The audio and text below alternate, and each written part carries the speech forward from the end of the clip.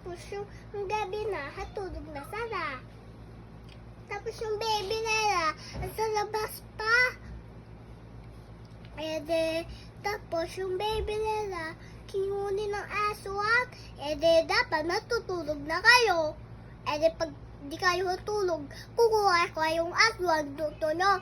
Kahit mamananggal, iilakayin kayo sa kamay, kaya sa paa, kaya sa ulo. Mapuputol, kutsilera.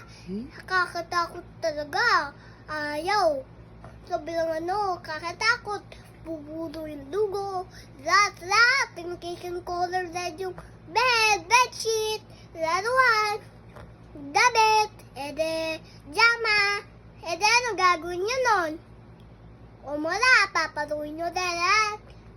Kasi, pag niputol ulo, magagagalit. Pag di niputol, pag nilalang, di sila magagalit. Paparuin sa barbudat.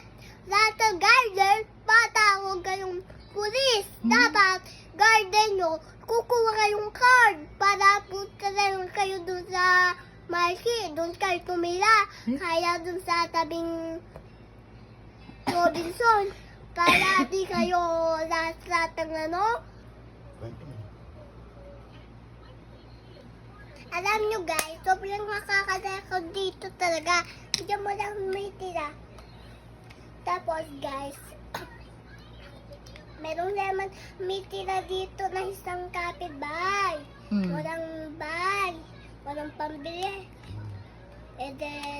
Doon sa tumira, may tao doon. Agalit sila, nilabas. Tapos yung tao doon, agalit.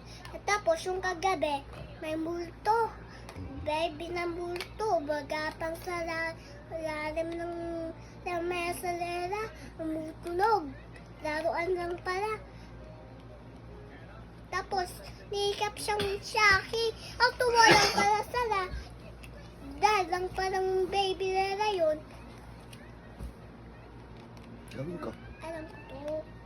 O, tapos, tuloy mo kwento mo. Tapos na? Tapos guys, biglang Ay nako, may mga background ubo. lumabas pa yung eding bata na makulit.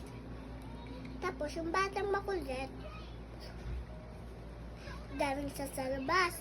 Tapos wala na mami daddy niya. Malis pala, puntang SM. Palengke sila.